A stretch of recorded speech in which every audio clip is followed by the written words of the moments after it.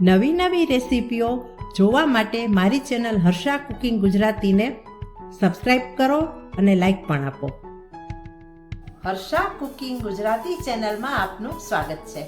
આજે આપણે બનાવીશું સેવની ઉપમા. તો સેવની ઉપમા હું કઈ રીતે બનાવું છું તે માટે પૂરો વિડીયો જરૂર જોજો. સેવની ઉપમા બનાવવા માટે મેં અહીં રવાની સેવ લીધી છે. જુઓ, આ રીતે માર્કેટમાં આ પ્રકારની સેવ મળી જાય છે. અને તેની સાથે મેં ડ્રાયફ્રૂટમાં સિંગદાણા લીધા છે અને કાજુ લીધા છે. સૌથી પહેલાં આપણે સિંગદાણા અને કાજુને ઘીમાં સાંતળીશું અને સેવને પણ સાંતળીશું. બીજી વસ્તુઓમાં મેં શાકભાજી લીધા છે, જેમાં ડુંગળી સમારીને લીધી છે, ગાજર સમારેલું, ફ્રોઝન વટાણા લીધા છે અને શિમલા મરચું સમારી લીધું છે. બીજા મસાલા હું આપને બાદમાં બતાવીશ. હવે આપણે ડ્રાયફ્રૂટ અને સેવ જે છે તેને આપણે ઘીમાં સાંતળી લઈશું. કઢાઈમાં મેં 1 ચમચો ઘી ગરમ કરવા રાખ્યું છે. ઘી ગરમ થઈ ગયું છે. હવે તેમાં સૌ પ્રથમ આપણે કાજુ સાંતળીશું.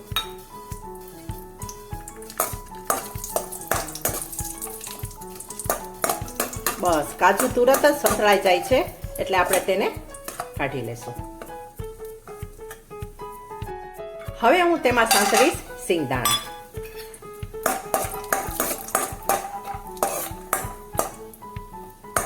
કાજુ અને સિંગદાણાને સંતળાવવાનો અલગ અલગ સમય હોય છે, તેથી મેં અલગ અલગ તેને સાંતળ્યા છે. બસ, હવે તેને હું સિંગદાણાને પણ કાઢી લઈશ. હવે ઘી સાથેની આ કઢાઈમાં આપણે નાખીશું રવાની સેવ. તેને પણ એકદમ સ્લો તાપ પર શેકીશું. સેવને આપણે એકદમ ધીમા તાપે શેકવાની છે.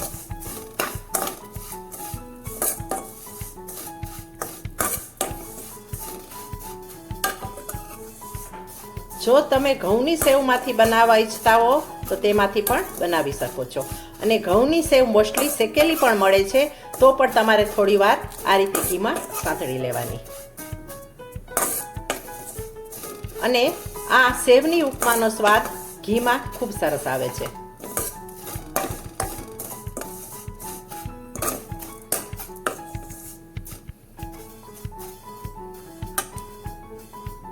જુઓ, તુરંત જ 2 મિનિટમાં સેવ આપણી સંતળાઈ ગઈ છે અને કલર પણ ચેન્જ થઈ ગયો છે. હવે તેને આપણે સાઈડમાં રાખી દઈશું. હવે એક તપેલામાં મેં પાણી ગરમ કરીને રાખ્યું છે. હવે આ ગરમ પાણીને આપણે સેવમાં એડ કરીશું, જેથી આપણે સેવ બાફી લેવાની છે. અને સાથે થોડું આપણે નિમક એડ કરીશું.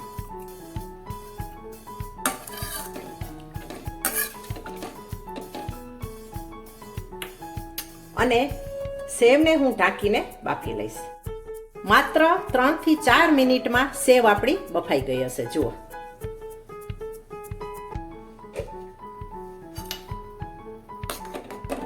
સારી રીતે સેવ આપણી બફાઈ ગઈ છે.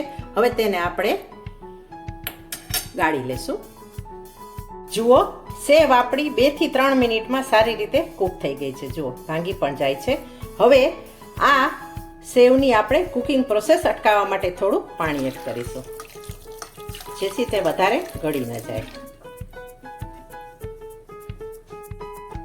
હવે સેવની ઉપમા બનાવવા માટે મેં અહીં નોનસ્ટિક કડાઈમાં 1 ચમચો ઘી મૂક્યું છે. ઘીને આપણે પીગળવા દઈશું.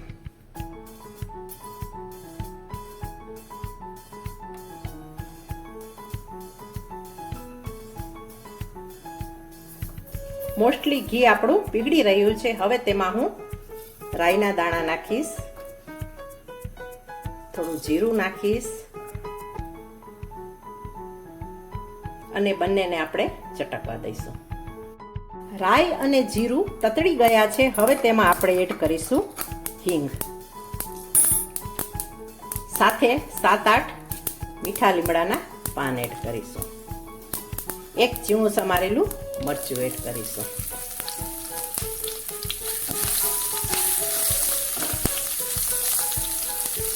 ગેસની ફ્લેમને આપણે સ્લો જ રાખીશું અને તેમાં ઉમેરીશું આપણે ઝીણી સમારેલી ડુંગળી.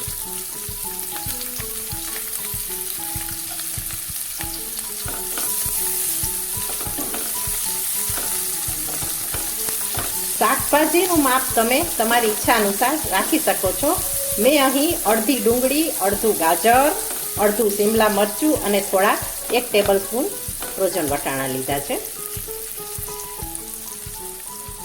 હવે તેમાં એડ કરીશું આપણે હવે ઝીણા સમારેલા ગાજર.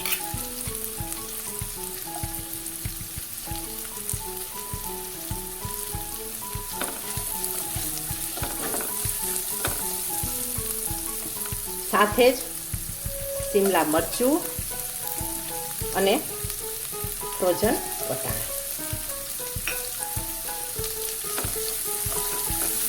ઘીની અંદર આપણે સારી રીતે આ શાકભાજીને સંતળાવા દઈશું.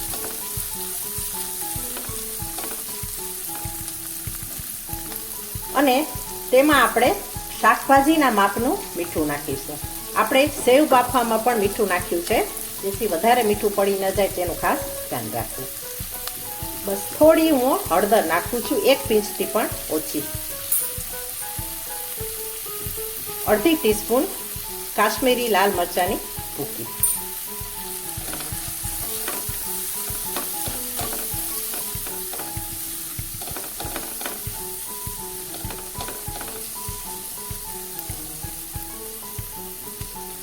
થોડી વાર સ્લો તાપ પર આપણે તેને સંતળાવા દઈશું.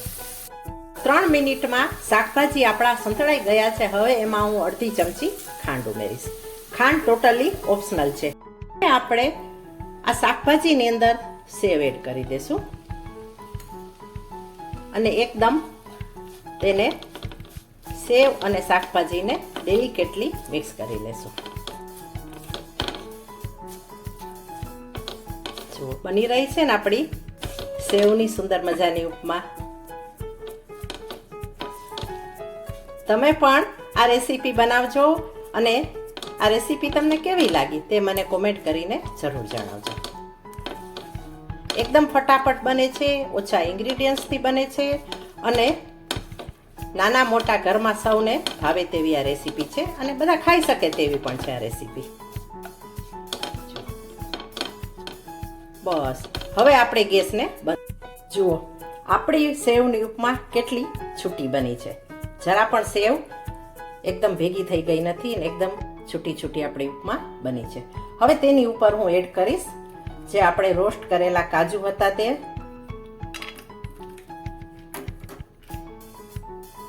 અને રોસ્ટ કરેલા સિંગદાણા.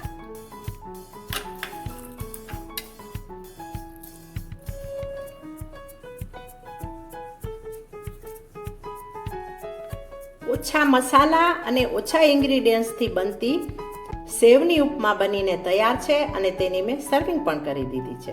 Thanks for watching.